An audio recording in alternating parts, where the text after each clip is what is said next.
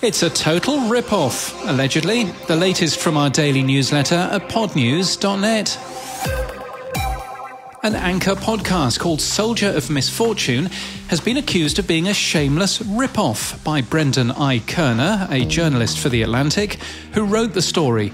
His piece took him 9 years to report, he says, and he accuses the podcaster, Jesse Rappaport, of knowingly stealing his work and even pronouncing the name of the main character wrong throughout. We've approached Rappaport for comment. Plagiarism has unfortunately been a recurring theme in podcasting for many years. Apple Podcasts has now added follower metrics for all your shows in Apple Podcasts Connect. We link to a peek at our revised overview and our new follower trends report. Apple has also published detail of what following means, while the podcast host tells us how to use these new numbers. All these links in our show notes and our newsletter at podnews.net. Audio Boom has released a Q1 22 trading update. For the quarter, revenue was more than double year on year, and the company earned $0.9 million EBITDA profit. That's 30 times higher year on year. It says that it's contracted revenue of $60.5 million for this year already. That's more than it brought in through the whole of 2021. For the spammers, Acast is under fire for continuing to send spam to attract new podcasters to its platform, with one podcast consultant reporting that Acast had spammed his client within seconds of signing with a competitor. A majority of Acast's mailings seen by Podnews omit a physical postal address, which is required by US law. One unsolicited Acast email claims that you subscribed to our newsletter via the BeFree.io website, but BeFree has denied any affiliation with Acast. Acast's emails also reference mailup.inc, but mail headers reveal that Acast's emails are sent using a competitor, Mailgun. Acast haven't responded to our questions about their emails. They last gave us a cursory statement in February. The Brussels Podcast Festival took place over the weekend. Le Pod has covered the 3 winners of their podcast competition. They had categories for fiction, documentary, and investigation interviews. Semabox, a podcast incubator in Kenya, has helped podcasters earn more than 5.5 million Kenyan shillings. That's $48,000, the company says.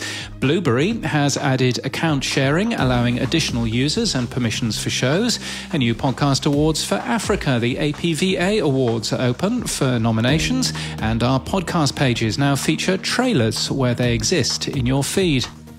And thank you to Mopod for becoming our latest gold supporter. Mopod are a podcast audience growth agency working with companies like iHeartRadio, The Gist, and the Oprah Winfrey Network to grow their audience with real engaged listeners.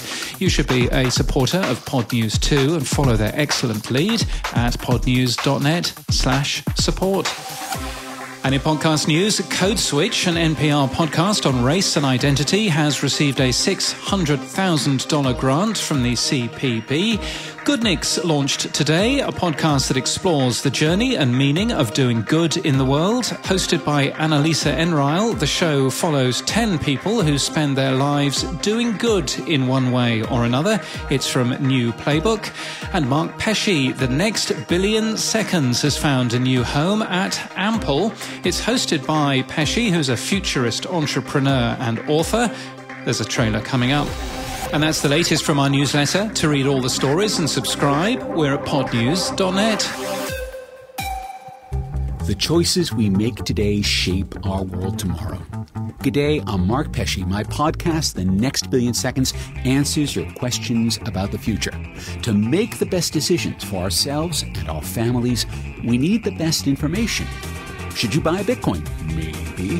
What other cryptocurrency should you buy or sell? What the heck is an NFT? Will a digital artwork make you happy, make you money, or just give you FOMO? Is a plot of land in the metaverse that doesn't really exist worth more than a beachfront house that sits below sea level? Which is the better investment? And what happens if you get divorced? Who gets the meta house? What about all that space junk floating around up in orbit? Does it get cleaned up before it rains down on us? And how will we make the transition to an all-renewable, all-electric economy? The future has never been so important. I don't have all the answers, but together we'll talk to the right people to find out the answers you need to know.